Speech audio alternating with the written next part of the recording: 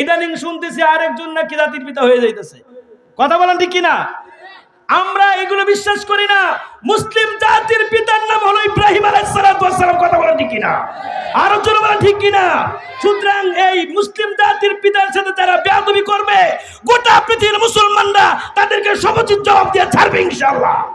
কথা বলেন ঠিক কিনা? মুহাম্মদ সাল্লাল্লাহু আলাইহি সাল্লাম দ্বীনের জন্য 3টি বছর জেল খেটেছেন, কোনো খাবার পান নাই, পাহাড়ের লতা পাতা খেয়ে জীবন পরিচালনা করেছেন। এত কষ্ট করেছেন, নবী সাল্লাল্লাহু আলাইহি সাল্লাম ক্লান্ত শরীর নিয়ে পরিশ্রান্ত অবস্থায় খানায়ে কাবা হাতিমের মধ্যে অথবা উম্মে হানির ঘরের মধ্যে নবীজি শোয়া। কথা বুঝেন? নবীজির চোখ দিয়ে পানি বের হয়ে গেছে, কানলেন, কানতে কানতে নবীজি ঘুমিয়ে গেলেন। এমন সময় আল্লাহ সুবহানাহু ওয়া তাআলা জিবরাইল আলাইহিস সালামকে পাঠালেন, যাও জিবরাইল, আমার নবীজি ক্লান্ত শরীর নিয়ে খানায়ে কাবা হাতিমের মধ্যে শুয়ে আছে, আমার নবীজিকে গিয়ে বলো আমি আল্লাহ রব্বি কারীম আমার নবীর সাথে এখন সাক্ষাৎ দিতে চাই। সুবহান বলবেন না? কেন সাক্ষাৎ দিবেন? আর নবীজি কেন ক্লান্ত শরীর নিয়ে এখানে ঘুমালেন? নবীজি কেন কানলেন? ইতিহাসের পাতার মধ্যে পাওয়া যায়, নবীজি যখন আল্লাহর পক্ষ থেকে আনুষ্ঠানিকভাবে নবুয়ত প্রাপ্ত হলেন, আনুষ্ঠানিকভাবে নবুয়ত প্রাপ্ত হওয়ার পরে একটা দিনের জন্য নবীজি শান্তি পান নাই। মক্কার কাফেররা নবীজিকে শান্তি দেয় নাই।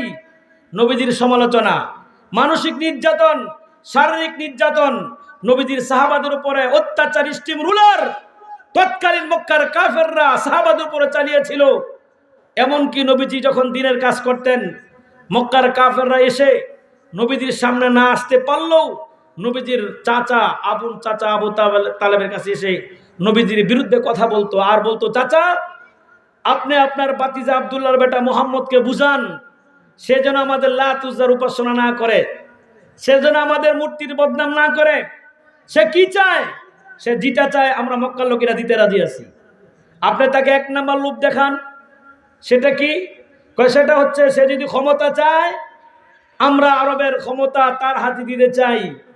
অথবা সে যদি অর্থের লোভ তার থাকে, তাহলে অগাধ ধন সম্পদের মালিকেরা তাকে আমরা বানাতে চাই।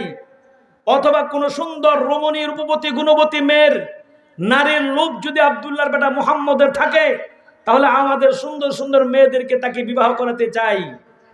সব কিছুর বিনিময় হলেও এজন্য আমাদের লাত উজ্জার বিরুদ্ধে কথা না বলে। নবীজির কাছে চাচা গিয়ে বললেন, বাতিজা মক্কার কাফেররা এই বলে, তুমি কি বলো? মুহাম্মদ সাল্লাল্লাহু আলাইহি সাল্লাম বললেন, চাচা যান তাদেরকে বলে দেন, আল্লাহ আমাকে যে মিশন আর যে দায়িত্ব দিয়া দুনিয়ার জমিনে পাঠিয়েছেন, আমি এই মিশন থেকে এক চুল পরিমাণে এদিক সেদিক হব না। দুনিয়ার সম্পদ তারা আমাকে দিতে পারবে না, তাদের দ্বারা সম্ভব। কিন্তু অসম্ভব যে বিষয়, আকাশের চাঁদ আর সূর্য, এটা যদি আমি মুহাম্মদ সাল্লাল্লাহু আলাইহি সাল্লামের হাতে এনে দেয়, তথাপি তারপরও আমি আমার মিশন থেকে আমি এক চুল এদিক সেদিক হব না। চাচা বুঝালেন, মক্কার কাফেররা চলে গেল, এটা তো লাভ হয় নাই। কিন্তু চাচার জন্য মক্কার কাফেররা কিছুই করতে পারে না। সম্মানিত মানুষ, একটা পর্যায়ে দেখা গেল মক্কার লোকেরা চাচাকে সহ পয়গম্বরকে জেলখানায় আবদ্ধ করেছে শিয়াবে আবু তালেব। ইতিহাসের মধ্যে তাকায় দেখবেন, শিয়াবে আবু তালেবের মধ্যে 2.5 থেকে 3টা বছর পর্যন্ত নবীজি জেল খেটেছেন। জেল খেটেলেন 3 বছর পর্যন্ত। ওই সময়ের জেল বর্তমানে জেলের চাইতে আরো কঠিন ছিল। এখন জেলের মধ্যে তো মানুষের সাথে সাক্ষাৎ করা যায়, যায় কিনা? বাড়ি থেকে আপনজনরা খুব সুস্বাদু রান্না করে খাবার খাওয়ানো যায়। আবার আমরা এরকমও দেখি, যারা জেলখানায় যায় নায়ক নায়িকারা, ওইখানে গিয়ে তারা এখানে গিয়ে হাতে মেহেদিও দেয়। কথা কোন ঠিক কিনা? ওইখানে গিয়ে তারা পার্টিও করে। আর মুহাম্মদ সাল্লাল্লাহু আলাইহি সাল্লামকে কাফেররা জেলখানায় আবদ্ধ করলো, এলান করে দিল তার সাথে কথা বলা যাবে না, তার সাথে কোনো লেনদেন করা যাবে না, তাদের সাথে দেখাও করা যাবে না, কোনো খাবার পানি তাদেরকে দেওয়া যাবে না। ইতিহাসের মধ্যে পাওয়া যায়, মুহাম্মদ সাল্লাল্লাহু আলাইহি সাল্লাম দ্বীনের জন্য 3টি বছর জেল খেটেছেন, কোনো খাবার পান নাই, পাহাড়ের লতা পাতা খেয়ে জীবন পরিচালনা করেছেন। এত কষ্ট করেছেন। 3 বছর পরে যখন জেল থেকে বের হয়ে গেলেন, নবীজির চাচা দুর্বল হয়ে গেলেন, মৃত্যুর শয্যায় চলে যাবেন, একেবারে মৃত্যুর শয্যায়। কথাগুলো ভালো করে খেয়াল করেন। মেরাজ হওয়ার কারণ একাধিক কারণ আছে, সব কারণ বলা যাবে না। মৃত্যুর শয্যায় নবীজির কানে আওয়াজ আসলো, ও পয়গম্বর মুহাম্মদুর রাসূলুল্লাহ সাল্লাল্লাহু আলাইহি ওয়াসাল্লাম, আপনার যেই চাচা আপনাকে মহব্বত করত, ভালোবাসতো, আপনার সেই পিতার মতো সম্মানিত চাচা মৃত্যুর শয্যায় আছে, আপনি তার কাছে যান, আপনি তার কাছে যান।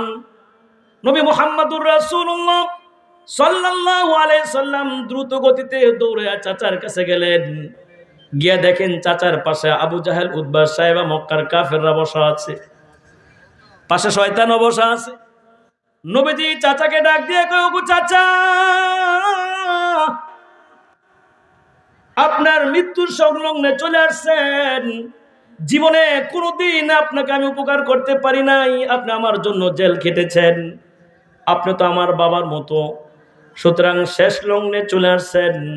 চাচা গো, আপনি একবার বলেন লা ইলাহা ইল্লাল্লাহ, শুধু এতটুকু একবার বলেন।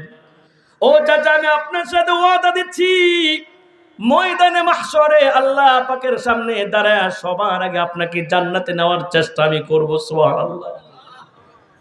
ওই সময় চাচা তার বাতিজার কথা শুনে নাই, বেঈমান অবস্থায় মারা গেল।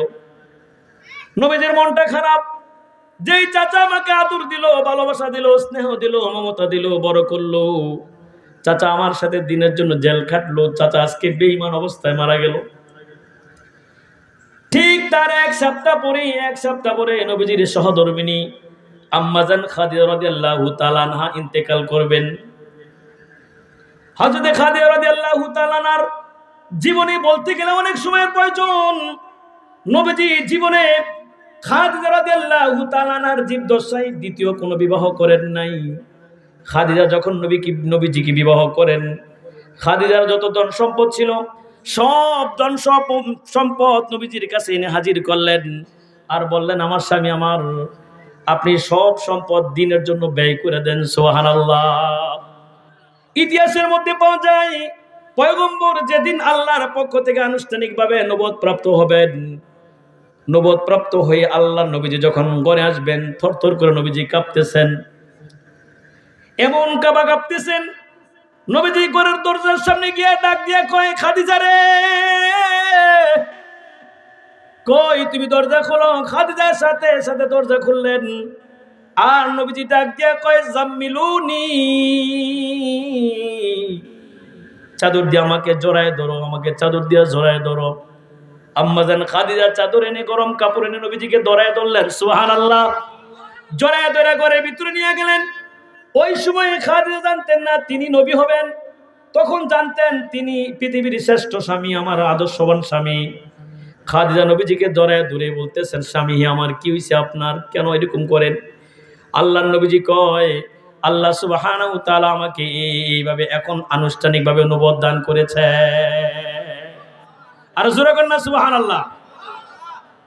খাদিজা রাদিয়াল্লাহু তাআলা না তখনও নবীজিকে সান্ত্বনা দিয়ে কয়, ওয়াল্লাহি লা ইউখজিকাল্লাহু আবাদা। আল্লাহু আকবার। খাদিজা ডাক দিয়ে কয়, ওয়াল্লাহি লা ইউখজিকাল্লাহু আবাদা। হে আমার প্রাণপ্রিয় স্বামী, আমার স্বামী আমার, আপনি চিন্তা করেন না, আরশের মালিক আল্লাহ আপনাকে বেইজ্জতি করবেন না। আমার তো মনে হচ্ছে আল্লাহ আপনাকে সম্মানের সর্বোচ্চ মাকাম আপনাকে আল্লাহ দান করবে। জীবনের প্রতিটা সেক্টরে নবীজিকে খাদিজা এইভাবে সম্মান আর ভালোবাসা দিয়ে গেলেন। বাহিরে সেভ করেছেন চাচা, আর ভিতরে আসলে সান্ত্বনা দিতেন নবীজির স্ত্রী খাদিজা। বলবেন না? এইভাবে দুইজন যখন নবীজিকে সান্ত্বনা দিতেন, চাচা মারা গেলেন, ঠিক নবীজির স্ত্রীও মারা গেলেন, খাদিজাও মারা গেলেন।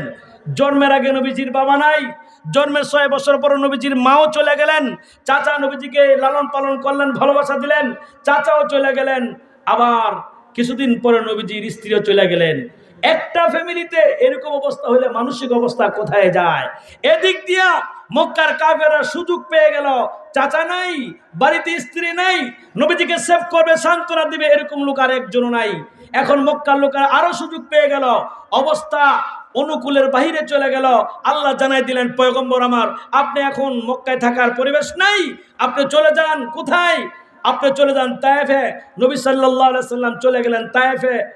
যায়েদ ইবনে হারেস নবীজির পালক পুত্রকে নিয়ে চলে গেলেন তায়েফের ময়দানে। একদিন আর 2 দিন নয়, দীর্ঘ 1 মাস পর্যন্ত তায়েফে দাওয়াত দিলেন। একজন লোক তো দাওয়াত গ্রহণ করে নাই, বরঞ্চ তায়েফের ছোট ছোট বাচ্চারা, তৎকালীন কাফেররা লেলিয়ে দিল তাদের সন্তানদেরকে, এই আব্দুল্লাহর বেটা মুহাম্মদ সেই কুরাইশ বংশ থেকে আসছে, তাদেরকে আমাদের শহরে জায়গা দিও না। ছোট ছোট বাচ্চারা পাথর নিয়ে মুহাম্মদ সাল্লাল্লাহু আলাইহি সাল্লামকে আঘাত করে। যায়েদ দেখলেন যে আঘাত আসতেছে, যায়েদ ডান দিক থেকে আঘাত আসলে যায়েদ ডান দিকে ডাল হয়ে যান, বাম দিক থেকে পাথর আঘাত আসতেছে যায়েদ বাম দিকে ডাল হয়ে যান, পিছন দিক থেকে পাথরের আঘাত আসলে যায়েদ পিছন দিকে ডাল হয়ে যান, সামনের দিক থেকে পাথরের আঘাত আসলে যায়েদ সামনের দিকে ডাল হয়ে যান। পাথরের আঘাত খাইতে খাইতে শরীরটা ক্ষত বিক্ষত হয়ে গেল যায়েদের। যায়েদ রাদিয়াল্লাহু তাআলা আনহু বেহুশ হয়ে জমিনের মধ্যে পড়ে গেলেন। আর নবীজিকে বলতেছেন, নবীজি আমার হুশ থাকা পর্যন্ত আপনার গায়ে একটা পাথর আঘাত আমি লাগতে দেই নাই। যায়েদ জমিনের মধ্যে বেহুশ অবস্থা পড়ে গেলেন। সিরিয়াল চলে আসলো পয়গম্বরের, আমার আপনার পয়গম্বরকে পাথরে আঘাত মানে পয়গম্বর দৌড়ান, কাফেররা আরো জোরে পাথর মারে। আমার আপনার নবীজি চিন্তা করলেন আমি দাঁড়িয়ে যাই, দাঁড়িয়ে গেলে হয়তো তারা পাথর আঘাত করবে না। নবীজি দাঁড়ায় গেলেন। কেন দাঁড়ালেন? এই দাঁড়ানোর অপরাধে নবীজিকে আরো জোরে পাথর মারে। নবীজি বলেন আমি বসে গেলাম, বসার পরে আরো জোরে পাথর মারে। নবীজি বলেন আমি মুহাম্মদ সাল্লাল্লাহু আলাইহি সাল্লাম জমিনের মধ্যে শুয়ে গেলাম, শোয়ার পরে আমাকে আরো জোরে পাথর মারতেছে। আমি পয়গম্বর গলা কাটা মুরগির মতো ছটফট করতেছিলাম, তারা আরো জোরে আমাকে পাথর মারে। একটা পর্যায়ে তায়েফের ছোট ছোট বাচ্চারা তারা আমার কাছে এসে আমার হাত ধরে বলে পাগল উঠো। আমি পয়গম্বর উঠতে পারি না, তারা আমাকে জোর করে বসাই দিল। তাদের পাথরে আঘাত খেয়ে আমি বাধ্য হলাম বসার জন্য। এবার বলে পাগল দাঁড়াও, আমি দাঁড়াইতে পারি না, তারা আমাকে মারে, আমি বাধ্য হলাম দাঁড়াইতে। এবার বাচ্চারা বলতে পাগল দৌড়া, আমি দৌড়াইতে পারি না, তারা আমাকে পাথরে আঘাত করে, আমি দৌড়াইতে বাধ্য হলাম। যত দূরে দৌড় দেই তার চেয়ে বেশি বেগে তারা আমাকে পাথরে আঘাত করে, আমি দৌড়াইলাম। উম্মাহ শুনো, নবীজি বলেন আমি 1টা 2টা মাইল আমি দৌড়াই নাই, দৌড়াইতে দৌড়াইতে 9টা মাইল পর্যন্ত আমি দৌড়িয়েছি। তারা আমাকে পাথরে আঘাত করেছে। আমি নৈরাশ অবস্থায় তায়েফ থেকে আবার এলাকায় ফিরে আসলাম। মানসিক অবস্থা আমার আপনার নবীজির এরকম হয়ে গেল। নবীজির চাচা চলে গেলেন, স্ত্রী চলে গেলেন, তায়েফে গেলেন, এখানেও মাইর খেলেন। জন্মের আগে নবীজির বাবা চলে গেলেন, জন্মের 6 বছর পরে নবীজির মাও চলে গেলেন। আহারে আপনজন বলতে দুনিয়ার জমিনে আর কেউ নাই। কে নবীজিকে হাসি দিবে, নবীজির চেহারা থেকে হাসি দেখবে? পয়গম্বরের সুন্দর চেহারা থেকে হাসি আসে না। হাদিসের মধ্যে আসছে সাহাবায়ে কেরাম ক্ষুধার্ত আর তৃষ্ণার্ত অবস্থায় নবীজির কাছে আসতেন। আসার পরে সাহাবায়ে কেরাম চিন্তা করলেন নবীজির কাছে যদি কোনো হাদিয়া আসে তাহলে আমরা খাবো, ক্ষুধার তৃষ্ণা জ্বালা মিটাবো। সাহাবায়ে কেরাম নবীজির দরবারে আসলে নবীজি ওই সাহাবার দিকে তাকায় ডাক দিয়ে বলতেন আব্দুল্লাহ রে আয় আয় আয়, আমার কাছে আয়। এই একটা ডাক দিয়া যখন সুন্দর একটা মুস্কি হাসি দিতেন, নবীজির চেহারার দিকে তাকা আমি 3 দিনের ক্ষুধা ভুলে যাইতাম, মনে রাখতে পারতাম না। আজকে সেই নবীজির চেহারা থেকে হাসি নাই। যে সাহাবায়ে কেরাম তারা তাদের জীবনের চাইতে নবীকে বেশি ভালোবাসতো, আশিকে রাসূল সাহাবাদের কলিজা ছিঁড়ে যায়, নবীজির চেহারা থেকে হাসি আসে না, সুন্দর কথা নবীজির জবান থেকে আসতেছে না। নবীজি ক্লান্ত শ্লান্ত শরীর নিয়ে উম্মে হানির ঘরে বা খানায় কাবা হাতিমের মধ্যে নবীজি শোয়া। হযরত জিবরাইল আলাইহিস সালাতু ওয়াস সালাম আল্লাহকে ডাক দিয়ে কয়, ওগো আরশের মালিক, আপনার প্রিয় হাবিব এই অবস্থা আমাদের কলিজা মানে না, আমরা দেখতে চাই আপনার নবীজির সুন্দর হাসি তার কথা। আল্লাহ রাব্বে কারীম ডাক দিয়া কয়, এই ফেরেশতা জিবরাইল, এই মুহূর্তে দুনিয়ার কোন জিনিস দিয়ে আমার পয়গম্বরের জবান থেকে হাসি আসবে না। আমি চাই আমি আল্লাহ রাব্বে কারীম এখন এই মুহূর্তে আমার নবীজির সাথে সরাসরি সাক্ষাৎ দিব। আর জোরে বলেন না সুবহানাল্লাহ। এই একটা কারণ, আরো একাধিক কারণ আছে। একাধিক কারণের মধ্যে বাবা আদম থেকে শুরু করে ঈসা আলাইহিস সালাতু ওয়াস সালাম পর্যন্ত ওই সমস্ত নবী রাসূলরা জান্নাত জাহান্নামের বর্ণনা দিয়েছেন, আলোচনা করেছেন, কিন্তু জান্নাত কেউ দেখে নাই। জান্নাত অন্য কোন নবী দেখে নাই, জাহান্নাম অন্য কোন নবী দেখেন নাই, আল্লাহ তাদেরকে দিয়ে দেখান নাই। জাহান্নামের শাস্তি কোন নবী দেখে নাই, জান্নাতের নাজ নেয়ামত স্বচক্ষে কোন নবীজি দেখে নাই। এমনকি আল্লাহকেও কোন নবীজি দেখে নাই, কিন্তু আমার আপনার নবীজিকে আল্লাহ আল্লাহ দেখাবেন, সাক্ষাৎ দিবেন, জান্নাত দেখাবেন, জাহান্নাম দেখাবেন। এই প্রত্যক্ষদর্শী, এই সাক্ষী পৃথিবীর জমিনে দৃষ্টান্ত থাকার জন্যই আল্লাহ সুবহানাহু ওয়া তাআলা আল্লাহর নবীজির সাথে সাক্ষাৎ দিয়েছেন। আর জোরে বলুন না সুবহানাল্লাহ। আরো একাধিক কারণ আছে, আরো একাধিক কারণ আছে কেন আল্লাহর সাথে আল্লাহর নবীজি সাক্ষাৎ দিলেন, নবীর সাথে আল্লাহ পাক কেন দিদার দিলেন। আরো একাধিক কারণ আছে। এতগুলো কারণের মধ্যে আরেকটি কারণ হলো, পৃথিবীর জমিনে আমরা কিন্তু কেউ আল্লাহকে দেখি নাই। কেউ দেখছেন? কথা বলেন, কেউ দেখছেন?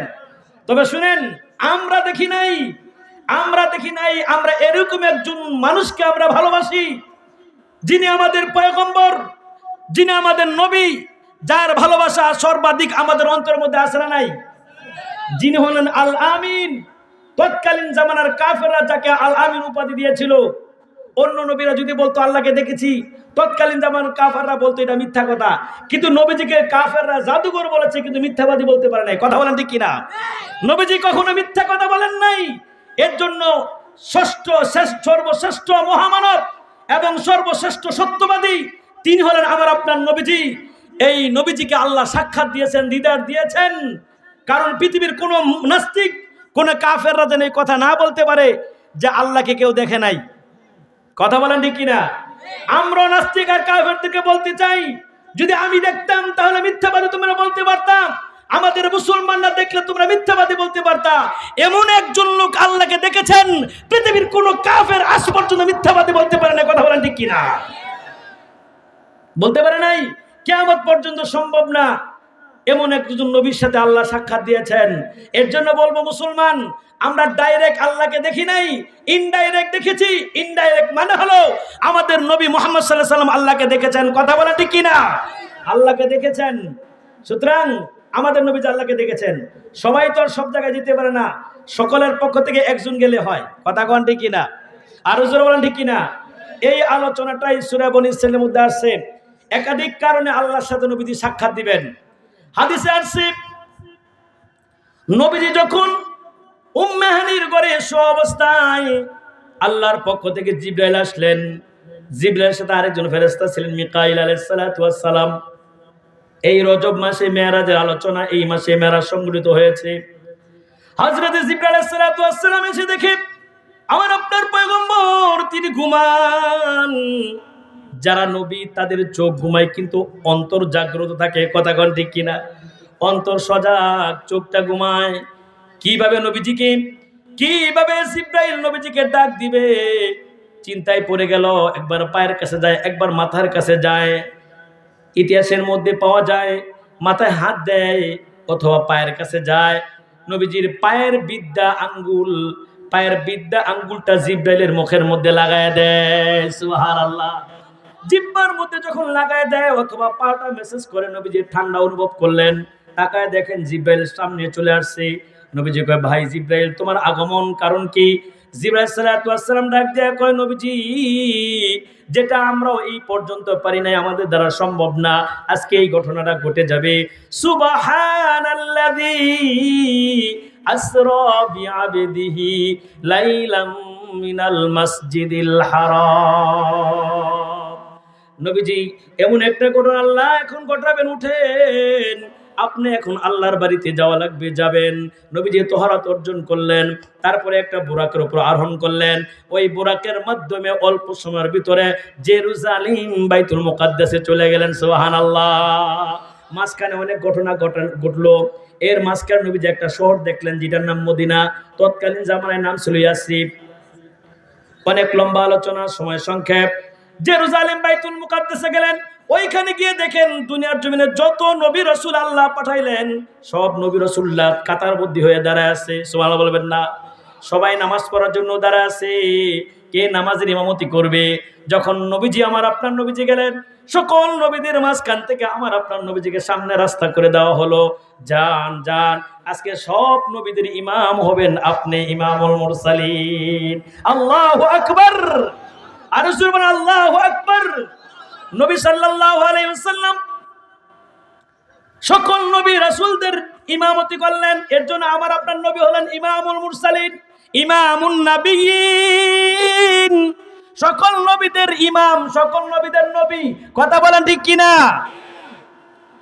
ওইখান থেকে নামাজ পড়লেন, উপর থেকে একটা সিঁড়ি আসলো যেটার নাম মেরাজ। মেরাজ মানে ঊর্ধ্ব গগনের সিঁড়ি। মেরাজ মানে কি? ঊর্ধ্ব গগনের সিঁড়ি। নবীজি উপর দিকে উঠবেন, একটা বড় একটা সিঁড়ি আসলো। ওই সিঁড়ির মধ্যে জিবরাইল আলাইহিস সালাতু ওয়াস সালাম, তারপর মিকাইল আলাইহিস সালাতু ওয়াস সালাম আরোহণ করলেন। এখন উপর দিকে যান, বলেন সুবহানাল্লাহ। উপর দিকে কে নেন? জোরে বলেন কে নেন? আল্লাহ উপর দিকে নিয়ে যাচ্ছেন। প্রথম আসমান, দ্বিতীয় আসমান, তৃতীয় আসমান, চতুর্থ আসমান, পঞ্চম আসমান, ষষ্ঠ আসমান, সপ্তম আসমান। আসমান কয়টি? চারটা। আসমান কয়টি? ইতিহাসের মধ্যে পাওয়া যায় 7টা আসমানের মধ্যে আল্লাহ রব্বে কারীম 8 জন নবীকে আমার আপনার নবীকে অভ্যর্থনা জানানোর জন্য আল্লাহ দাঁড়ায় করে রাখছেন। বলেন সুবহানাল্লাহ। 7টা আসমানের মধ্যে আল্লাহ রব্বে কারীম আমার আপনার নবীজিকে অভ্যর্থনা দেওয়ানোর জন্য তাদেরকে নিযুক্ত করে রাখছেন। কয়জন নবীকে? 8। বয়ান বুঝেন আপনারা? 7টা আসমানের মধ্যে 8 জন নবীকে আল্লাহ ওয়েলকাম জানানোর জন্য তাদেরকে নিযুক্ত করলেন। প্রথম আসমান, 1 নাম্বার প্রথম আসমান। প্রথম আসমানে আদম আলাইহিস সালাতু ওয়াস সালাম। দ্বিতীয় আসমানে হযরত ঈসা এবং ইয়াহইয়া আলাইহিস সালাতু ওয়াস সালাম। 2 নাম্বার আসমানে 2 জন নবী। কয়জন নবী? 3 নাম্বার আসমানে ইউসুফ আলাইহিস সালাতু ওয়াস সালাম। 4 নাম্বার আসমানে ইদ্রিস আলাইহিস সালাতু ওয়াস সালাম। 5 নাম্বার আসমানে হযরত ইউসুফ আলাইহিস সালাতু ওয়াস সালাম। 6 নাম্বার আসমানে হযরত হারুন আলাইহিস সালাতু ওয়াস সালাম। 5 নাম্বার আসমানে হারুন আলাইহিস সালাতু ওয়াস সালাম। 6 নাম্বার আসমানে হযরত মূসা কালিমুল্লাহ আলাইহিস সালাতু ওয়াস সালাম। 7 নাম্বার আসমানে ইব্রাহিম খলিলুল্লাহ আলাইহিস সালাতু ওয়াস সালাম। সুবহানাল্লাহ। ইব্রাহিম খলিলুল্লাহ মিল্লাত আবিকুম ইব্রাহিম আলাইহিস সালাতু ওয়াস সালাম। আমাদের জাতির পিতার নাম কি বলেন তো? ভালো করে মুখস্থ করে দেন। জাতির পিতার নাম কি বলেন? ইব্রাহিম আলাইহিস সালাতু ওয়াস সালাম।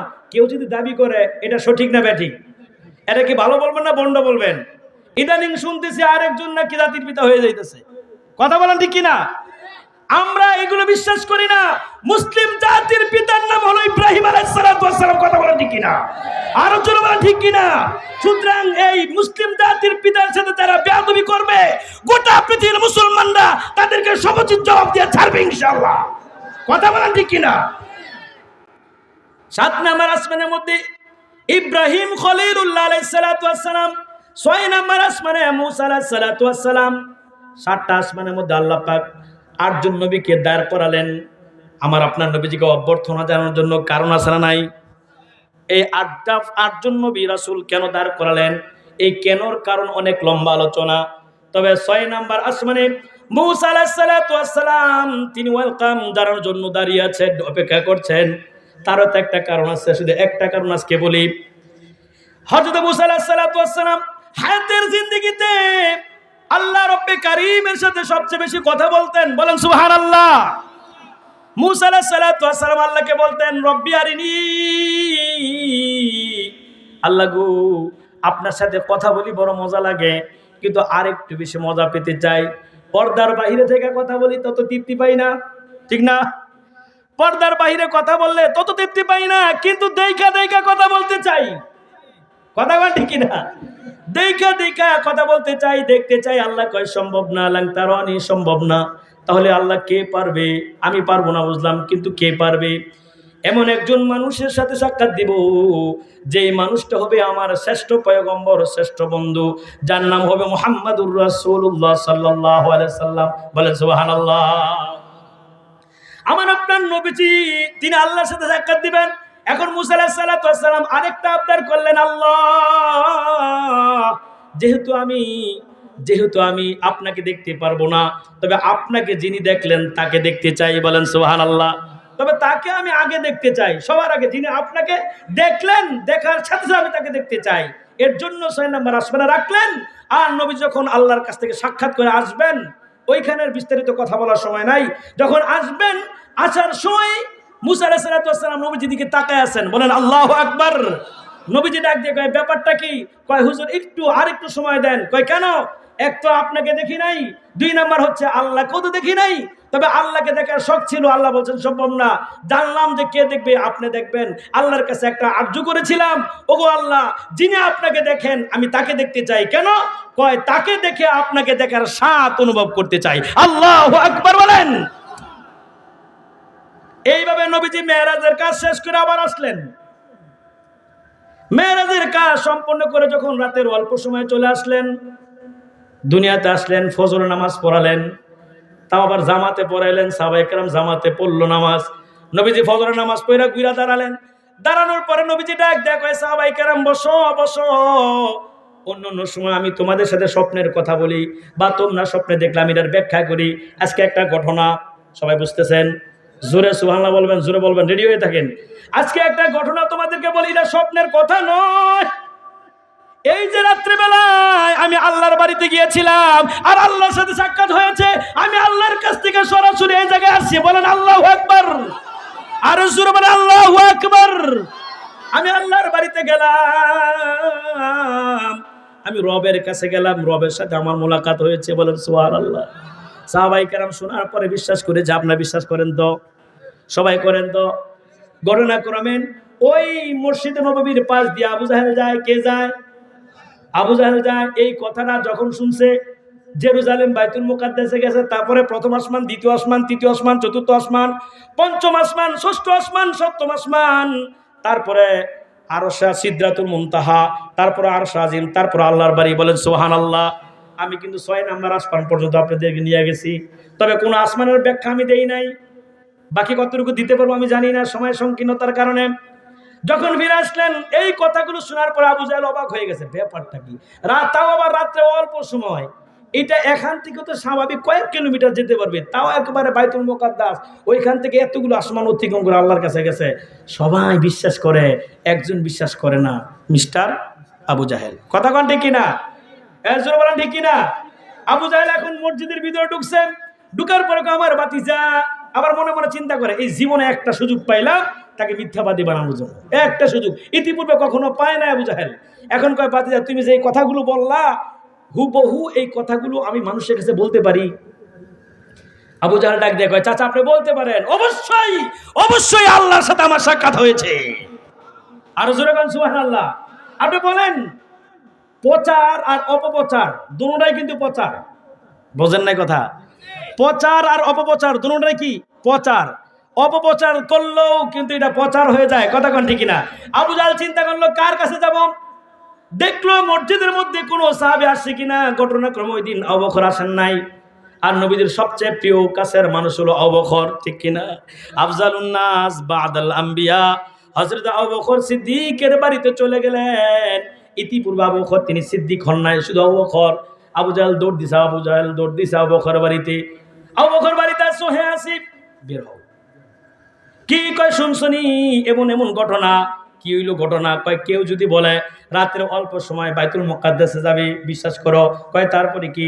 কয় তারপরে 7টা আসমান অতিক্রম করে আল্লাহর কাছে যাবে, বিশ্বাস করো। আবু জাহেল এই কথা বলার পরে আবু বকর কয়, এটা কেমনে সম্ভব? কয় এটা ঘটছে। কয় কাটা করছে?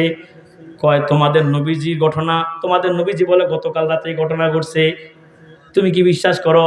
আবু জাহেল এই কথা বলার পরে আবু বকর সিদ্দিক ডাক দিয়ে কয়, অবশ্যই অবশ্যই পয়গম্বর মুহাম্মদুর রাসূলুল্লাহ সাল্লাল্লাহু আলাইহি ওয়াসাল্লাম বাইতুল মুকাদ্দাসে গিয়েছেন, 7টা আসমান অতিক্রম করে, সিদরাতুল মুনতাহা অতিক্রম করে, আরশ আজিম অতিক্রম করে আল্লাহর কাছে গিয়েছেন, আমরা বিশ্বাস করি। কথা বলেন ঠিক কিনা? এই কথা শোনার পরে আবু জাহেল এখানে পাত্তা পাইল না, বের হয়ে গেল। আবু বকর দৌড় দিচ্ছেন নবীজির কাছে, আবু জাহেল চলে গেল অন্যদিকে। আবু বকর যখন আসলেন, নবীজি বুঝার আর বাকি নাই, যেহেতু হাঁটার গতি দেখে বুঝে ফেলছেন। আল্লাহর নবীজি আবু বকর আসো আসো, বুঝে ফেলছি কেন আসছো। আবু বকর বলার আগেই নবীজি কয়, তুমি কি আমার মেরাজ বিশ্বাস করো না? আবু বকর কয়, এটা তো আবু জাহেলের জবান থেকে শুনে বিশ্বাস করে বলাইছি, এখন আপনার জবান থেকে শুনতে চাই। নবীজি বলেন, অবশ্যই আল্লাহর সাথে আমার সাক্ষাৎ হয়েছে।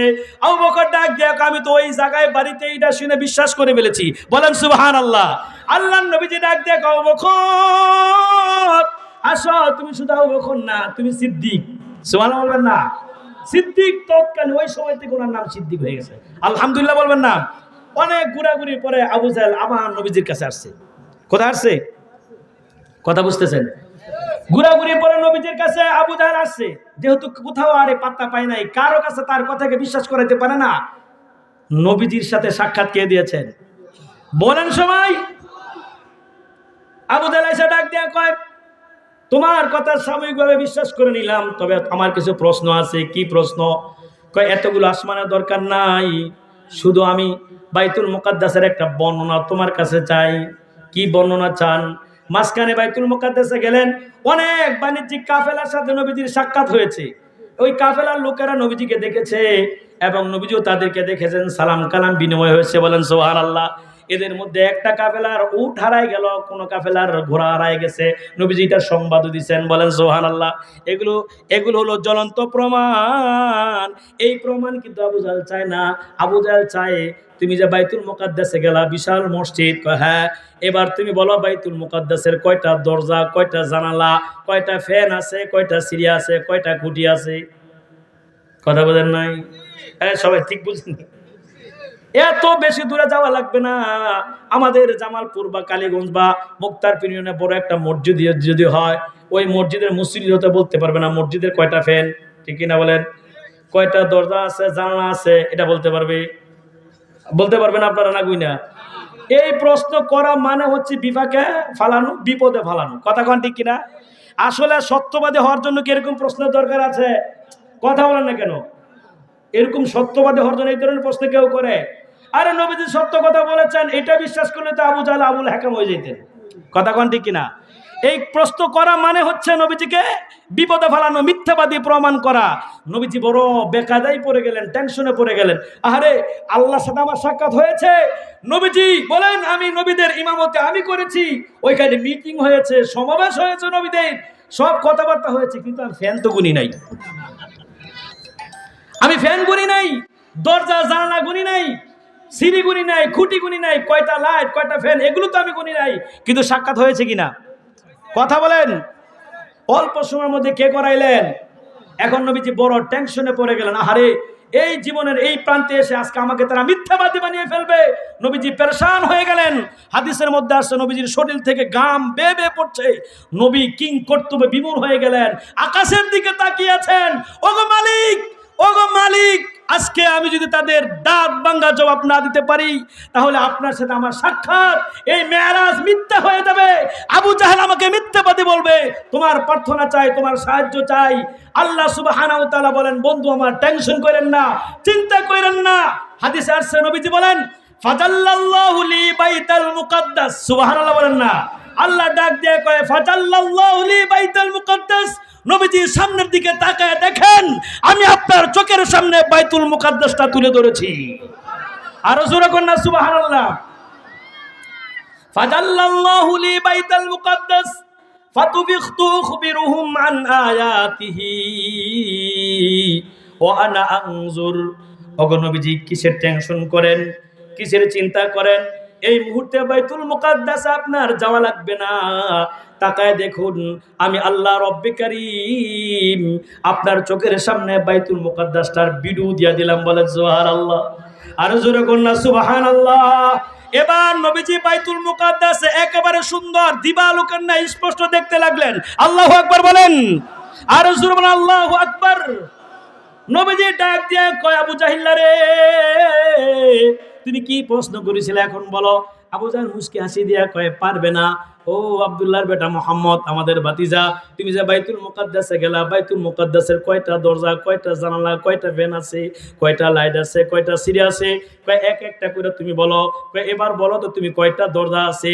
আল্লাহ রব্বে কারীম এর মাধ্যমে ফেরেশতারা নবীজির চোখের সামনে বাইতুল মুকাদ্দাসটা ঘুরাচ্ছেন, আর নবীজি বলতেছেন এই সাইডে এতটা দরজা আছে। আল্লাহ, আমরা সুবহানাল্লাহ বলেন না? আর রাসূল বলেন সুবহানাল্লাহ। আর কি জানতে চাও? ফাদাল্লাল্লাহু লি বাইতুল মুকাদ্দাস ফাতুবিখতু খুবিরুহুম আন আয়াতিহি ওয়া নানজুর ইলাইক। আল্লাহর নবীজি বলেন, আর কি জানতে চাও? কয়টা জানালা আছে? নবীজি একটা করে গুনতেছেন। পূর্ব সাইডে কয়টা জানালা, উত্তর সাইডে কয়টা জানালা, দক্ষিণ সাইডে কয়টা জানালা, এতটা জানালা আছে। সুবহানাল্লাহ বলেন। আর কি জানতে চাও? কয় বাইতুল মুকাদ্দাসে কয়টা সিঁড়ি আছে? নবীজির চোখের সামনে বাইতুল মুকাদ্দাসের সিঁড়িটা ধরা হলো। আল্লাহু আকবার। নবীজি গুনেন এই এতটা সিঁড়ি আছে। কয়টা ফ্যান আছে? নবীজি বললেন এতটা ফ্যান আছে। ও আবু জাহেল, আর কি জানতে চাও? কয়টা লাইট আছে? নবীজির চোখের সামনে বাইতুল মুকাদ্দাসকে তুলে ধরলেন, আর নবীজি গুনে গুনে সব লাইট টাচ টাচ করে বলে দিলেন আল্লাহু আকবার। আর জোরে বলেন আল্লাহু আকবার। নবীজির চোখের সামনে বাইতুল মুকাদ্দাস তুলে ধরলেন কে? আর জোরে বলেন কে? আল্লাহু আকবার। এরকম জাজ্জল্য কময় প্রমাণ পাওয়ার পরও আবু জাহেল কি কয় জানেননি? আবু জাহেল কয় এটা একটা জাদু। কি কইবেন? আলহামদুলিল্লাহ কইবেন, নাউজুবিল্লাহ কইবেন? কোন জোরে বলেন নাউজুবিল্লাহ। ফাবহিতাল্লাযী কাফার, এই কথা বলে এখান থেকে পলায়ন করছে, এখান থেকে পলায়ন করছে। এই আলোচনা থেকে আমি আপনাদেরকে এটা বলতে চাই, নবীজির মেরাজ হয়েছে, কাফেররা নাস্তিকরা বিশ্বাস করুক চাই না করুক, আমরা মুসলমানরা বিশ্বাস করি। কথা কোন ঠিক কিনা? জোরে কোন ঠিক কিনা? আমরা বিশ্বাস করি যে আমাদের নবীজি আল্লাহকে সরাসরি দেখেছেন। পয়গম্বর মুহাম্মদুর রাসূলুল্লাহ সাল্লাল্লাহু আলাইহি সাল্লাম আল্লাহর কাছে গেলেন এইভাবে 7 নাম্বার আসমান, মনে আছেনি? 7 নাম্বার আসমানে আমার আপনার নবীজিকে অভ্যর্থনা জানার জন্য। আমাদের পিতার নাম কি বলেন? মুসলিম জাতির পিতার নাম কি? ইব্রাহিম খলিলুল্লাহ আলাইহিস সালাতু ওয়াস সালাম। ইব্রাহিম নবী আলাইহিস সালাতু ওয়াস সালাম নবীজিকে দেখে জড়ায় ধরলেন। আল্লাহু আকবার বলেন। এই আমার বংশের প্রদীপ, আমি আপনাকে দেখার জন্য এই জায়গার মধ্যে বিদ্যমান। নবীজিকে ধরলেন, আদর করলেন, সুন্দর পরামর্শ দিলেন। তারপরে 7 নাম্বার আসমানের থেকে সামনের দিকে যাবেন, সামনের দিকে গিয়ে দেখেন সুন্দর একটা ঘর। আল্লাহু আকবার বলেন। ঘরটার নাম হলো বাইতুল মামুর। ঘরটার নাম কি? বাইতুল মামুর। গোটা পৃথিবীর সব মুসলমানেরা বাইতুল্লাহ শরীফ তওয়াফ করার জন্য যায়, ঠিক কিনা বলেন? বাইতুল্লাহ তওয়াফ করার জন্য যায়। হাদিসের মধ্যে আসে সরাসরি বাইতুল্লাহ থেকে অপর দিকে যে ঘর, এটা হলো বাইতুল মামুর। সুবহানাল্লাহ। গোটা পৃথিবীর মুসলমানেরা বাইতুল্লাহ শরীফকে তওয়াফ করে। নবীজি ওই ঘরের সামনে গিয়ে দেখেন আল্লাহর ফেরেশতারা ঘরটা তওয়াফ করে। সুবহানাল্লাহ বলেন। আল্লাহর ঘরটা তওয়াফ করে। তখন নবীজি ফেরেশতাকে জিজ্ঞেস করেন, ভাই জিব্রাইল, এই যে বিশাল জামাত, এটা ফেরেশতাদের জামাত, এই জামাতের সংখ্যা কত? জিব্রাইল সাল্লাল্লাহু আলাইহি ওয়াসাল্লাম ডাক দেখায়, নবীজি এই জামাতের ফেরেশতাদের সংখ্যা হলো 70,000। সুবহানাল্লাহ। তো মজার ব্যাপার আরেকটা, কয় কি? কয় এই যে 70,000 ফেরেশতা এখন তওয়াফ করে চলে গেছে, এরা জীবনে কোনদিন সুযোগ পাবে না। সুবহানাল্লাহ বলেন। এইভাবে অনন্তকাল পর্যন্ত 70,000 জামাত তওয়াফ করবে আর চলে যাবে, দ্বিতীয়বার আর কোনোদিন সুযোগ পাবে না। তাহলে বুঝলেন, বোঝা গেল আল্লাহর ফেরেশতার সংখ্যা কত। সুবহানাল্লাহ। আল্লাহর ফেরেশতাদের সংখ্যা কত। বাইতুল মামুর থেকে অতিক্রম করে একটু সামনে গেলেন, সামনে গিয়ে দেখেন ওই জায়গাটা শেষ স্টেশন। যে স্টেশনের নাম হলো সিদরাতুল মুনতাহা। নাম কি? সিদরাতুল মুনতাহা। সিদরাত মানে বড়ই গাছ। সিদরাত মানে কি বলেন? সিদরাত মানে কি? আপনাদের আপল বড়ই না, কিন্তু সিদরাত মানে বড়ই গাছ। নবীজি তাকায় দেখেন ওই বড়ই গাছের এক একটা পাতা বিশাল বড় বড় পাতার মতো। সুবহানাল্লাহ। আর শুধু পাতা বড় না, বড়ই গাছের এক একটা বড়ই মটকার মতো। মটকা তো আপনারা আমার চেয়ে ভালো চিনেন, ঠিক না? যে মটকার মধ্যে 5-6 মণ ধান নেওয়া যায়, এরকম মটকা আছে না? এরকম বিশাল বড় মটকার মতো এক একটা বড়ই। আল্লাহু আকবার বলেন। নবীজি ডাক দিয়ে কয়, ভাই জিব্রাইল, এত বড় বড় বড় এইটা কে খাবে? কয় আপনার উম্মত জান্নাতীরা খাবে। আল্লাহু আকবার বলবেন না? এই বড়ই কে কে চায় হাত তুলে দেখায়। নারায়ে তাকবীর। আরো জোরে নারায়ে তাকবীর। এখানে একটা প্রশ্ন আপনাদের আসতে পারে, এত বড় বড় বড়ি আমরা কেমনে খাবো? ঠিক না? এত বড় বড় বড়ি আমরা কেমনে খাবো? এক একটা মটকার মতো বড়, ওই যেই মটকার মধ্যে 5-6 মণ ধান নেয়, চাল নেয়, তাহলে মটকাটা তো কমসে কম হিয়া বড় হবে। কিন্তু আমরা তো দুনিয়ার জমিনে টেম্পোরারি এরকম আপেল বড়ই খাই, সুস্বাদু মিষ্টি বড়ই, তাও 200 থেকে 250 টাকা কেজি। এত বড় বড়ি আমরা কেমনে খাবো? না না না, যারা জান্নাতে যাবে আল্লাহ আপনাকে আমাকে 3.5 হাত রাখবেন না, 60 হাত বানাই দিবেন। আরো জোরে কর না সুবহানাল্লাহ। এ ভাই 3.5 হাত মানুষ, আপনি 3.5 হাত মানুষের একটা মুখ দেখেন প্রায় 2.5 ইঞ্চি বা 3 ইঞ্চি, ঠিক না? 3.5 হাত মানুষের একটা মুখ 3.5 ইঞ্চি লম্বা হয়, আর 4 হাত মানুষের লম্বা মানুষের মুখ যদি 2.5 ইঞ্চি হয় তাহলে এটা হয়, এটা শুয়ে রাখার মতন হবে, ঠিক না? এই জন্য 60 হাত লম্বা মানুষের মুখটা আল্লাহ 2.5-3 ইঞ্চি রাখবেন না, এটা কমসে কম 2.5-3 ফুট বানাই দিবেন, ঠিক কিনা বলে? 2.5-3 ফুট হইলে মোটামুটি বড়িটা খাওয়া যাবে, ঠিক না? কথা বলেন না কেন? এটা তো একবারে স্বাভাবিক। পিঁপড়ার মুখ কি বড় হয়? পিঁপড়া যেরকম তার অনুকূলে তার মুখ, ঠিক না? হাতি যেরকম তার অনুকূলে তার মুখ, সে কলা গাছ খেয়াল আপনি খাইতে পারবেন। তো আপনি 3.5 হাত অনুযায়ী আপনার মুখটা 2.5-3 ইঞ্চি হবে, আর 60 হাত হইলে তো আল্লাহ 2.5-3 ইঞ্চি রাখবেন না। 60 হাত মানুষের মুখটা কমসে কম 3 থেকে 4 ফুট বানাই দিবেন, সুবহানাল্লাহ। 3 থেকে 4 ফুট মানে এই বড় হবে, ঠিক না? এই বড় মুখ দিয়ে তো বড়িটা খাওয়া যায়। সিদরাতুল মুনতাহায় নবীজি গেলেন, সুন্দর সুন্দর বড়ি দেখলেন, আর সুসংবাদ পাইলেন এটি নবীজির উম্মতরা বড়ি খাবে, সুবহানাল্লাহ। এবার সিদরাতুল মুনতাহা, মুনতাহা মানে শেষ স্টেশন, এই বড়ই গাছটা হলো শেষ স্টেশন। শেষ স্টেশন মানে তারপরে কমলাপুরে পর আর যাওয়ার জায়গা নাই, টেকনাফ থেকে তেতুলিয়া পর অন্য দেশ আর যাওয়ার জায়গা নাই। এর মানে হযরতে জিবরাইল আলাইহিস সালাতু ওয়াস সালাম ডাক দিয়া কয়, নবীজি আমি আর সামনে যেতে পারবো না রে, সামনে যেতে পারবো না। কয় কেন? এই যে শেষ স্টেশন, এরপরে আমার বেলু নাই, আমার বেলু নাই। তারপরে শুধু আল্লাহর কুদরত, আল্লাহর তাজাল্লি, বলেন সুবহানাল্লাহ। তবে মাঝখানে অনেক আলোচনা কিন্তু রয়ে গেছে। নবীজিকে মেরাজে নেওয়ার আগে কিন্তু নবী সাল্লাল্লাহু আলাইহি সাল্লামকে আপনার বক্ষ বিদরণ সিনাচাক করা হয়েছে। ইতিহাসের মধ্যে পাওয়া যায় নবীজিকে 3 বার সিনাচাক করা হয়েছে। কয়বার? কয়বার? এটারও একটা আলোচনা আছে, লম্বা, তত ওইদিকে আমি যাচ্ছি না। তো নবী সাল্লাল্লাহু আলাইহি ওয়াসাল্লাম ওই সিদরাতুল মুনতাহার সামনে গিয়া জিবরাইল গিয়া আর যেতে পারে না, কয় আপনি একা যান। আর যেতে পারবো না, জিবরাইল যেতে পারবে না, মিকাইলও যেতে পারবে না।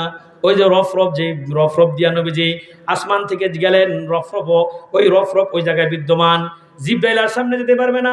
জিবরাইল ডাক দিয়া কয়, আল্লাহ রব্বে কারীম আমার যেই ডানাগুলো দিলেন, এক একটা ডানা, এক একটা ডানা বিশাল আকার, কেমন আকার? কয় এই গোটা পৃথিবী একটা ডানা দিয়া ডেকে ফেলতে পারবে, সুবহানাল্লাহ। এই 600 ডানা, ওগো নবীজি আল্লাহ আমাকে যেই পাওয়ার আর যেই ক্ষমতা দিলেন, যেই ডানা দিলেন, আমি যদি সামনে সিদরাতুল মুনতাহার এক প্রান্তের সামনে এক চুল অগ্রসর হই, আমার সব ডানাগুলো পুরো সারখার হয়ে যাবে, যেতে পারবো না। আপনি যান, আপনি যান, সুবহানাল্লাহ বলবেন না? এইভাবে নবীজির বাড়িতে চলে যাবেন, আর কেউ নাই, শুধু আল্লাহর কুদরত। আল্লাহু আকবার বলেন না? আল্লাহর কুদরত। এখন আল্লাহর হুকুম, আল্লাহ পাক তার বন্ধুকে আল্লাহর হুকুম দিয়ে একবারে আল্লাহর কাছে নিয়ে গেলেন, বলেন সুবহানাল্লাহ। যতগুলো কারণে নবীজি আল্লাহর সাথে সাক্ষাৎ দিলেন, আল্লাহ কেন সাক্ষাৎ দিলেন, যতগুলো কারণ, তার মধ্যে একটা কারণ হলো নবীজি জান্নাতে গেলেন, জান্নাত দেখলেন। মেরাজে যাওয়ার সময় জান্নাতও দেখছেন, আল্লাহর বাড়িতে যাওয়ার আগে জান্নাত দেখছেন। জান্নাত যখন দেখলেন, হঠাৎ করে জান্নাতের সুন্দর একটা জান্নাত, ওই জান্নাতের গেটের সামনে সুন্দর একটা বাড়ি দেখা যায়, বলেন সুবহানাল্লাহ। সুন্দর একটা বাড়ি দেখা যায়। এই বাড়িটা জিজ্ঞেস করে এটা কার জান্নাত? নবীজি জিজ্ঞেস করে এটা কার জান্নাত? জিবরাইল আলাইহিস সালাতু ওয়াস সালাম কয়, নবীজি এই জান্নাতটা কিন্তু এটা আপনার প্রিয় সাহাবী আবু বকরের জান্নাত। সুবহানাল্লাহ বলেন। এটা কার জান্নাত? আবু বকরের জান্নাত। আরেকটু সামনে যান, আরেকটা সুন্দর জান্নাত দেখলেন। এই জান্নাতটা নবীজি দেখে তাকায় আছেন।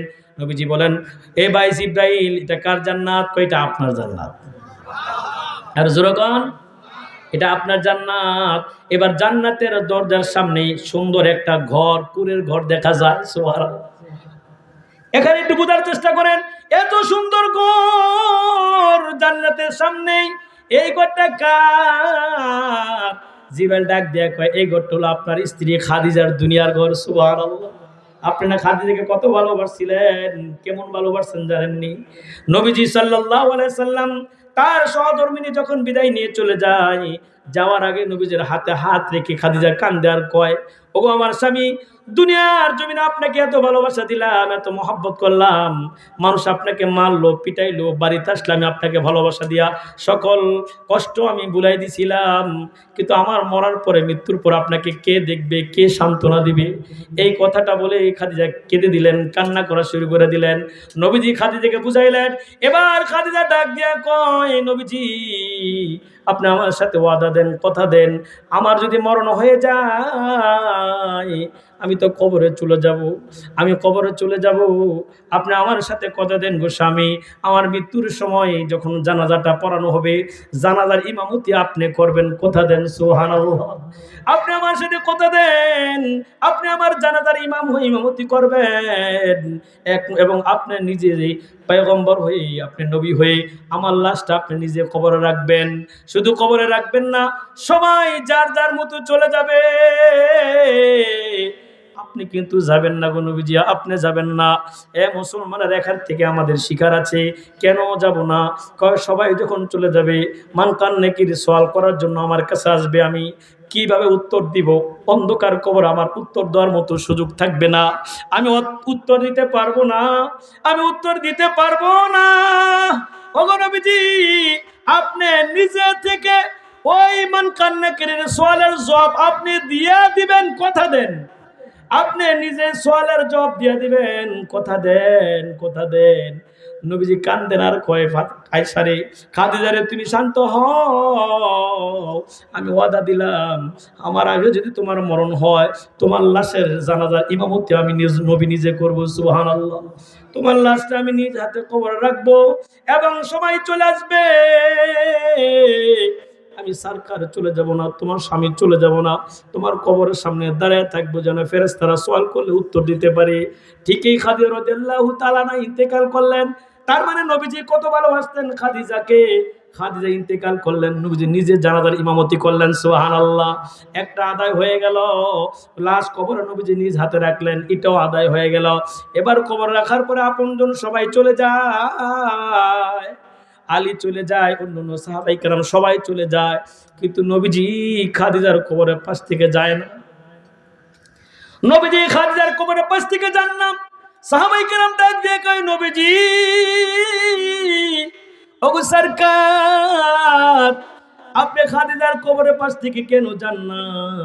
আম্মাজান কবরের পাশ থেকে আপনি কেন যান না? আল্লাহর নবীজি কয়, আমি ওয়াদা দিছিলাম যতক্ষণ পর্যন্ত আমার খাদিজার সওয়ালের জবাব আমি না দিব বা সহজ না হবে, ততক্ষণ পর্যন্ত খাদিজার পাশ থেকে আমি যাব না। এই সাহাবায়ে কেরাম তোমরা চলে যাও, চলে যাও। মান কান্না কিরে সওয়ালের জন্য আর আসে না, নবীজিও আর যান না, সওয়াল করার জন্য আসে না, নবীজিও যান না। লম্বা সময় পার হয়ে গেল। এবার আল্লাহ রব্বে কারীম জিব্রাইলকে পাঠায় দেয়, যাও জিব্রাইল, আমার নবীর কাছে যাও, আমার নবীর কাছে যাও, নবীর কাছে গিয়ে সুসংবাদ দাও, আমার নবীজি খাদিজাকে ভালোবাসে, আমি আল্লাহ ভালোবাসি। সুতরাং আমার খাদিজার সওয়ালের জবাব নবীজিকে দেওয়া লাগবে না, আমার খাদিজার সওয়ালের জবাব নবীজি দেওয়া লাগবে না, আমি আল্লাহর পক্ষ থেকে খাদিজার সওয়ালের জবাবের ব্যবস্থা করে দিলাম। আল্লাহু আকবার। এই সেই খাদিজা, যেই খাদিজা নবীজিকে এত ভালোবাসতেন। তাকায় দেখেন সুন্দর একটা ঘর, ফেরেশতা কয়, জিবরাইল কয়, নবীজি এটা আপনার সেই প্রিয়তমা স্ত্রী খাদিজার ঘর। সুবহানাল্লাহ। এটা আপনার খাদিজার ঘর। নবীজি ডাক দিয়া কয়, ও ভাই জিবরাইল, আমাকে একটু সুযোগ দাও, আমি এই ঘরটার ভিতরে একটু ঢুকতে চাই, যেতে চাই। ফেরেশতা ডাক দিয়া কয়, না আপনি যেতে পারবেন না। কয় কেন? কারণ আপনার দুনিয়ার জিন্দেগিতে এখনো হায়াত বাকি আছে, আপনার দুনিয়ার হায়াত এখনো ফুরাই নাই। আল্লাহ যে মিশন দিয়ে আপনাকে পাঠাইছেন, মিশন এখনো বাস্তবায়ন হয় নাই। যখন দুনিয়ার হায়াত ফুরায় যাবে, এই জান্নাতে আপনি ঢুকে যাবেন। সুবহানাল্লাহ। আরো জোরে বলেন না সুবহানাল্লাহ। এইভাবে জান্নাত দেখলেন, অন্য জান্নাত দেখলেন, তার মধ্যে জান্নাতের মধ্যে হঠাৎ করে একটা লোকের হাঁটার আওয়াজ পাইলেন, পায়ের জুতা বা খরমের পাওয়ার হাঁটার টকটক আওয়াজ পাইলেন। এটাও আপনারা জানেন। জিব্রাইলকে জিজ্ঞাসা করলে, কার পায়ের হাঁটার আওয়াজ? জিব্রাইল কয়, আপনার দুনিয়াতে এমন একজন সাহাবী আছে, যে সাহাবীর নাম হলো আশেকে রাসূল বেলাল। এটা বেলালের হাঁটার আওয়াজ। আল্লাহু আকবার বলবেন না? অর্থাৎ দুনিয়ার জমিনে বাবা আদম আলাইহিস সালাম থেকে শুরু করে ঈসা পর্যন্ত কোন নবী রাসূল জান্নাত জাহান্নাম কেউ দেখে নাই। এই জান্নাত জাহান্নাম দেখানোর জন্য একটা কারণ আল্লাহ সুবহানাহু ওয়া তাআলা আমার আপনার নবীজিকে আল্লাহর কাছে নিয়ে গেলেন। সুবহানাল্লাহ বলেন না। এবার বন্ধুর বাড়িতে বেড়াতে গেলেন। ওই যে দুনিয়ার জমিনে আমার আপনার নবীজি মন খারাপ, আসেন না, নবীজির সুন্দর চেহারা থেকে হাসি আসে না, আল্লাহ সাক্ষাৎ দিবেন। আরো যত কারণ নবীজিকে উঠাই নিয়ে গেলেন, তার মধ্যে আরেকটা কারণ হলো নবীজি যখন একেবারে আল্লাহর কাছে চলে গেলেন, আল্লাহ রব্বে করিম ডাক দিয়ে কি কয় শুনেন, কথা শুনতেছেন? এই শুনেন সবাই, বুঝেন কথা তো? কেমন যেন মন আপনাদের নষ্ট হয়েছে, এদিক সেদিক ঘুরাবেন, এরা তো লাগাবে, এগুলো করবি। নবী করিম সাল্লাল্লাহু আলাইহি ওয়াসাল্লাম যখন আল্লাহর কাছে চলে গেলেন, আল্লাহর কাছে যাওয়ার পর আল্লাহ পাক ডাক দিয়ে কয়, বন্ধু আমার, ওগো বন্ধু, আপনি যে দুনিয়া থেকে আসছেন, আপনি আমার বন্ধু, আপনি কি হাদিয়া নিয়ে আসছেন? বলেন, দেন, হাদিয়াটা আমাকে দেন। কারণ বন্ধুর বাড়িতে বেড়াতে গেলে হাদিয়া নিয়ে যায়, কথা কোন ঠিক কিনা? আপনারা কি জান না খালি হাতে যান? এখন কিন্তু এই চলার নাই, সবাই হাদিয়া নেতা বরঞ্চ বেশি নিয়ে যায়, সে কিনা বলেন? হাদিয়া কি নিয়ে আসছেন দেন। আমার আপনার নবীজি ডাক দেয়া কয়, ওগো আল্লাহ, দুনিয়া থেকে আসছি, খালি হাতে আসি নাই, জানি আপনার দরবারে কি আনতে হবে। আল্লাহ রব্বে কারীম নবীজির ধ্যানে ঢুকাই দিলেন। নবীজি সুন্দর করে ডাক দিয়ে কয়, আল্লাহ আত্তাহিয়াতু লিল্লাহি ওয়াসসালাওয়াতু ওয়াত-তাইয়্যিবাত। সুবহানাল্লাহ বলেন। তার মানে আল্লাহ পাক ডাক দিয়া কয়, আল্লাহর নবীজি ডাক দিয়া কয়, ওগো রব্বে কারীম, খালি হাতে আসি নাই, বিরাট একটা গাঠুরি বাইন্দা তারপরে নিয়েছি। কয় কি? কয় আপনি তো আমাদেরকে আপনার গোলামি করার জন্য বানাইছেন, আপনার ইবাদত করার জন্য বানাইছেন। আমার যত গোলামি আছে, আমার যত ইবাদত আছে, জাহিরি বাতিনি অঙ্গ প্রত্যঙ্গ দ্বারা প্রকাশ্যে যত গোলামি, যত তাসবিহ, যত নামাজ, যত সিজদা, যত রোজা, যত তাসবিহ তাহলিল, হজ্জে বাইতুল্লাহ, যত সিয়াম সাধনা, সব একসাথে করে আপনার জন্য নিয়ে আসলাম। এত আস্তে সুবহানাল্লাহ কইলেন? আরো জোরে বলেন সুবহানাল্লাহ, আরো জোরে বলেন সুবহানাল্লাহ। সকল গোলামি আপনার জন্য হাজির করলাম। এই আল্লাহ, এই যে সকল ইবাদত আপনার জন্য নিয়ে আসলাম। আল্লাহ রব্বে কারীম কয়, বন্ধু আমার খুব বুদ্ধি আছে, কারণ আমি তো চাই আমার প্রত্যেকটা বান্দা আমার গোলামি করুক, কথা বলেন ঠিক কিনা? সবাই আমার গোলামি করুক, এটা আল্লাহ চায়, কারণ আল্লাহ তো তার গোলামির জন্য আমাদেরকে বানাইছেন, ঠিক কিনা বলেন? ওমা খলাকুতুল জিন্না ওয়াল ইনসা ইল্লা লিয়াবুদুন। আল্লাহু আকবার বলেন। সূরা জারিয়া 56 নম্বর আয়াতের মধ্যে আল্লাহ বলেন, বান্দারে তোমাদেরকে কেন পাঠাইলাম? একমাত্র আমি আল্লাহর ইবাদত করার জন্য, কথা বলেন ঠিক কিনা? আল্লাহকে বাদ দিয়া দুনিয়ার কোন গায়রুল্লাহর ইবাদত করার জন্য আল্লাহ পাঠান নাই, কথা বলেন ঠিক কিনা? একমাত্র আল্লাহর গোলামি করার জন্য আল্লাহ আমাদেরকে পাঠাইলেন। এখন নবীজি বড় কায়দা করে বলে ফেললেন, আল্লাহ সব গোলামি আপনার জন্য হাজির করলাম, সব গোলামি আপনার জন্য হাজির করলাম। আল্লাহ রব্বে কারীম বড় খুশি হয়ে গেলেন। এখন আল্লাহ রব্বে কারীমের পক্ষ থেকে মেসেজ আসছে, বন্ধু আমার, আপনি তো হাদিয়া দিলেন, আমিও আপনাকে হাদিয়া দিতে চাই। কয় কি? আসসালামু আলাইকা আইয়ুহান নাবিয়্যু ওয়া রাহমাতুল্লাহি ওয়া বারাকাতুহু। সুবহানাল্লাহ বলেন। এগুলো পারেন না আপনারা? এটা কি বলতে পারে? তাশাহুদ, ঠিক না? কখন পড়ে বলতে পারবেন? নামাজে পড়ে। কোথায় পড়ে? প্রত্যেক নামাজ 2 রাকাত বিশিষ্ট নামাজ হলে শেষ বৈঠকে, 4 রাকাত বিশিষ্ট নামাজ হলে 2 বৈঠকে, মাঝের বৈঠকে এবং শেষ বৈঠকে আত্তাহিয়াতু পড়া লাগে কিনা? কথা বলেন। আত্তাহিয়াতু ছাড়া নামাজ হবে? এটা পড়া ওয়াজিব। আত্তাহিয়াতু পড়া কি? সবাই মুখস্থ করে নেবেন। পারেন তো সবাই ইনশাআল্লাহ? আল্লাহর নবীজিকে সান্ত্বনা দেওয়ার জন্য, হাদিয়া দেওয়ার জন্য আল্লাহ রব্বে কারীমের পক্ষ থেকে বলা হয়, আসসালামু আলাইকা আইয়ুহান নাবিয়্যু ওয়া রাহমাতুল্লাহি ওয়া বারাকাতুহু। ওগো নবীজি, আমি আল্লাহর পক্ষ থেকেও আপনার জন্য বরকত, রহমত সবকিছু আপনার জন্য বরাদ্দ করে দিলাম। আইরে আল্লাহ, এত আস্তে সুবহানাল্লাহ বলেন। আর জোরে গান সুবহানাল্লাহ। রহমত বরকত সব আপনার জন্য, আমি আল্লাহর পক্ষ থেকে আপনার জন্য বরাদ্দ হয়ে গেল, এটা আমি আল্লাহ করে দিলাম। নবীজি ডাক দেয়া কয়, আল্লাহ গো, শুধু আমার একা কেন দিবেন? এখানে তো বড় মজার ব্যাপার, আমাকে কেন দিবেন? আমি একা কেন? দুনিয়ার জমিনে আপনার ইবাদত করনেওয়ালা বান্দা আছে না নাই? দুনিয়ার জমিনে এমন বান্দা আছে যেই বান্দা আপনাকে নীরবে ডাকে, প্রকাশ্যে ডাকে, গোপনে ডাকে, উপনে ডাকে, মাইর খায়, তারপর আপনারকে ভুলে যায় নাই, এরকম বান্দা ছিল। কথা কথা কি বেলাল রাদিয়াল্লাহু তাআলা মারলো, এমন মারলো মায়ের কারণে শরীর থেকে রক্ত প্রবাহিত হয়ে গেছে, চামড়া পুড়ে গেছে, গোশত পুড়ে গেছে, তারপরও আমার রব আল্লাহ, ওগো আল্লাহ রব্বে কারীম, দুনিয়ার জমিনে আপনার এমন বান্দা আছে, আসসালামু আলাইনা ওয়া আলা ইবাদিল্লাহিস সালিহিন। সুবহানাল্লাহ বলেন। আল্লাহর নবীজি বলেন, আসসালামু আলাইনা ওয়া আলা ইবাদিল্লাহিস সালিহিন। ওগো আল্লাহ, দুনিয়ার জমিনে আপনার এমন বান্দা আছে যারা আমলে সলেহ করে, ভালো কাজ করে, নেক কাজ করে, আমলে সলেহ করে, এরকম সমাজে মানুষ আছে না নাই? তবে এর সংখ্যা কম, ঠিক না বলেন? এর সংখ্যা কম, ভালো কাজ করেওয়ালা সংখ্যা কম। একটু চিন্তা করবেন, 24 ঘন্টায় সময়টা আমাকে আপনাকে কে দিছে? বলেন কে দিছে? আল্লাহর দেওয়া 24 ঘন্টার সময়ের মধ্যে কয়টা ঘন্টা আল্লাহর জন্য আমরা দিই? বরঞ্চ 24 ঘন্টার মধ্যে যদি আরো 2 ঘন্টা বেশি পাইতাম, 26 ঘন্টায়, 26 ঘন্টায় সব দুনিয়ার জন্য বাটপারে সিটারে দুনিয়ার রং তামাশা চাকচিক্য খেলার মধ্যে আমরা সময় নষ্ট করতাম। এর সংখ্যা মানুষ বেশি, কথা কোন ঠিক কিনা? কিন্তু এরকম বান্দা আছে যেই বান্দাগুলো নীরবে নীরবে কাকে ডাকে? জোরে বলেন, কাকে ডাকে? এরকম আমলে সালেহ করেওয়ালা বান্দা আপনার আছে, এখনো তো আছে।